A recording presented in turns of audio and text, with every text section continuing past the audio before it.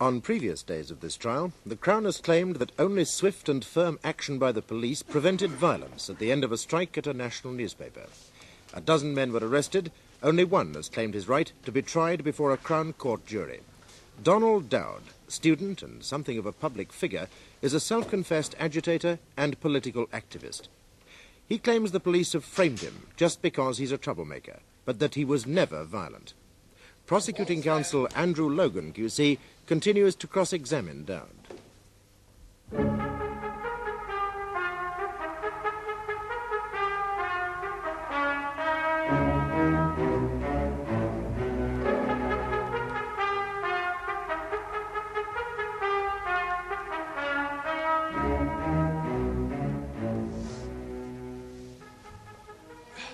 You like strikes, do you, Mr. Dowd?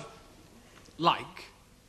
Do you like breathing? They're a fact of life. Oh, strikes are as commonplace as breathing to you, are they? I didn't say that. But you enjoy strikes? I've enjoyed a couple. Mostly they're just nasty and necessary. No boss ever gave his workers a raise until he was made to. Right. Right, is that all you can say? Yes.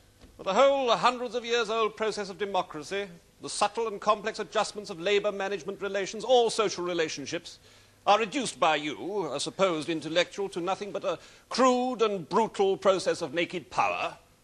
Well, who's got the biggest stick? Most of the subtleties are like lawyers' arguments, intended to hide the truth from the public. And now you descend to abuse again. You enjoy strikes, see them as a necessary display of nasty naked power and a fact of life, but does it ever occur to you that the public may be heartily sick of them, heartily sick of being held to ransom? You're qualified to speak for the public, are you? Are you? Perhaps a little more than you, yes. Oh. I think it's down to us, the workers, you said. And as you revealed the depths of your class hatred, you tried to ally yourself with a jury to what you patronizingly called ordinary people. I wasn't patronizing. But let them decide that for themselves. Oh, they will. I've no doubt about that. But how can a man like you dare to call himself ordinary? You're not remotely ordinary, are you? Aren't I? And you're not a worker. Yes. You're a student. I work at that. Not very well or hard, as we've already heard. Hard in the time I have available. In the time left over from all your many anarchic, disruptive and arrogant political activities. If that's the way you choose to describe it, that's right. My lord, Mr. Lotterby? I've been listening to this whole cross-examination, paralysed by incredulity. At any moment I told myself his lordship is bound to put a stop to it. Really? Why? Because hardly a word of it, my lord, has not dealt with that very area you expressly and many times have forbidden to me. Practically every word has had to do with the defendant's politics. Much of it has, yes. But I do not understand your objection. You are presumably objecting. My lord, you ruled that this was not a political trial. How can you now allow counsel for the prosecution to turn it into one? Mr. Lotterby, you are at liberty to examine the defendant on his political ideas and beliefs. My lord, you said... What I said, Mr. Lotterby, was that you could not so question Mr. Logan's witnesses. Their politics do not concern us, but of course Mr. Dowd's do very much. But the accused's politics, the my lord, accused's politics are the essence of his defence. When he says he only went to the strike to show sympathy for the strikers and not to indulge in physical violence, surely that goes to his credit. Mr. Logan is only doing what you tried to do with each of his witnesses, only now it is admissible. Oh, wow. Mr. Logan? Thank you, my lord. Yeah, I bet. Mr. Dowd, you've called yourself a long-haired lefty and admitted that you are so potentially offensive to the sight of worthy men that you believed you couldn't have a fair trial from magistrates. But why do you do it? Do you want to be offensive? Does it give you some obscure and perverse pleasure? My lord, is he allowed to be so rude to me? Answer, counsel. All right. No, I don't wish to upset you. I'm sorry if the look of me offends you, but that's the way I am. I look like this. If it offends you, then the prejudice is on your side. And you're free of prejudice, are you? I try to be. But even class prejudice? No. I plead guilty with justification to that. What justification? Well, I don't wish to upset this court again, so let's take private ownership. It's a fact that well over 75% of absolutely everything in this country is owned by just 10% of its people. Now, as a class, I am prejudiced against that 10%. I think we owe it to ourselves and to each other, in fact, to get our hands on a bit more of it for ourselves. Industrial action is just one way. The strikes are a way of getting your hands on a bit more money, then. But what would happen in a society, Mr. Dowd, where everybody went on strike? If you're into twisting what I say, that needs two answers. Oh, we shall listen, politely. Thank you. First of all, it's an everybody question, and they're utterly meaningless.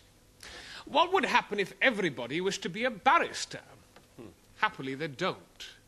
Not everybody wants the same thing. Or perhaps not everybody could pass the examinations. Debatable. Then what would happen if everybody in society did go on strike? Well, society would have to take a hard, long look at itself and come up with ways of making people want to work pretty damn quick. How? Force them to work? Send them to the salt mines? I think I said the opposite. We're not to blame if we don't want to work. Society is. It's because the jobs are so badly paid or boring that nobody wants them.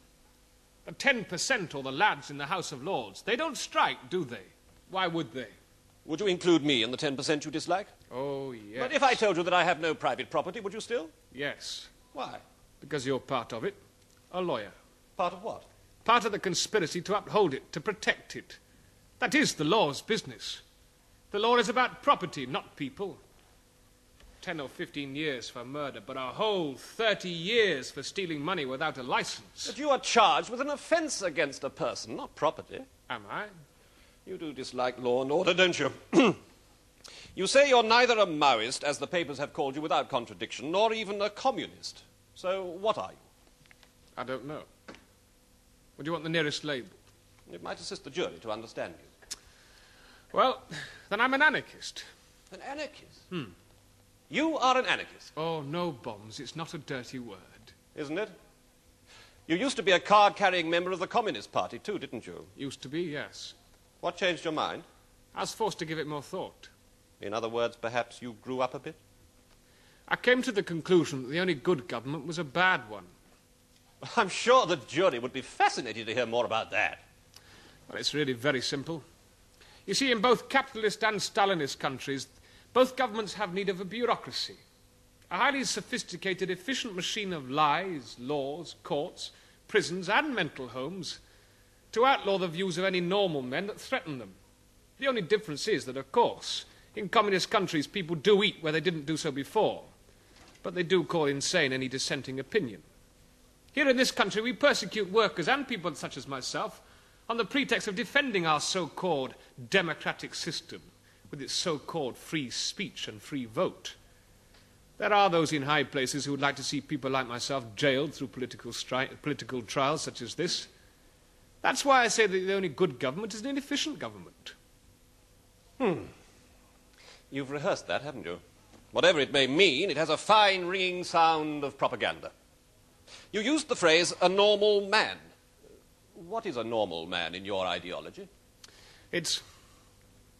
Well, I'll quote you better than I can say it. The condition of alienation, of being unconscious, of being out of one's mind, is the condition of the normal man.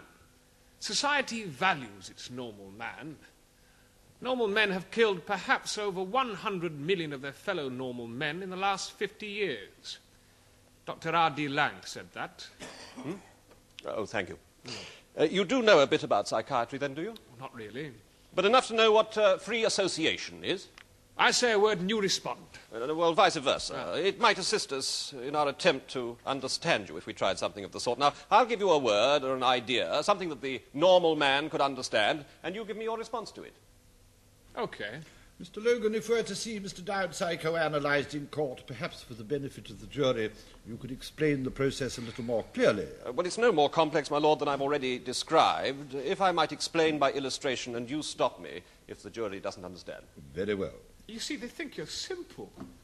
And notice how he got a little bit in about me needing my head. You are not to address the jury, Dowd. Excuse me, Lord. My lord. Yes? You address me as my lord, as you well know. Yes, my lord, and you can call me Mister. May I continue, my lord? I think perhaps you had better, Mr. Logan. By way of illustration, Mr. Dowd, then, may we try capital punishment? Bring it back for politicians. Drugs? 100% of all heroin users began on coffee or tea. Free love? Never pay for it. Pornography. I've never heard anything pornographic. What, never? I don't have a pornograph. Boom, boom. Yes, would you answer a little less flippantly, please? Yes, if you insist. Censorship. Who will be the censors? Does Mrs. Grundy know better than you? But for children. I don't have any children. And no opinion? Yes, an unpopular one. I don't think the truth harms anyone. A child can only understand as much as it can. So you'd expose children to anything? Expose, no. Not hide, yes. Obscenity, sex and violence? Oh, sex and violence are not the same thing. It's hard to find sex obscene unless you're dirty-minded and sad. Violence is obscene, but the news from Vietnam regularly followed children's TV programs. But you'd let small children watch sexual intercourse on the stage or the screen? You'd let small children watch men being shot or burnt to death. Now, you're equating sex with violence. Yes, I'm sorry. Are you never violent? Sometimes. Rarely, I'm afraid. You said, when it gets to the point where the police bust me practically on sight, etc., why should you think the police would want to do that? Yes, okay. Okay. No. Mr. Logan. That's all right, I'll answer. You are not bound to answer that doubt, and I should advise you not to. My lord, are you going to stop me? I should not dream of it. But you must consider the implications of any answer explaining why you think the police would want to arrest you on sight. My advice is not to answer it, but if you persist, I shall certainly not try to prevent you. Thank you, I'll answer. You see, there's a thing in law called letting in Yes, it. Mr. Dowd, No, please, you'll get your answer, but my way. You see, I wondered last night why my counsel were asked to step down over accusing that copper of lying. So I discussed it with him. It seems that if he attacked the officer's character, this fella could have a go at mine. You see, the thing that nobody wants you to know, and that which I have no reason to hide, is that I already have 2 convictions for minor political violence. And you're happy to admit it? They were both as rigged as this charge and in magistrate's court. That's why I need a jury. My lord, now that these matters have, and by the accused's own wish, been admitted, may I... You may continue, Mr. Logan.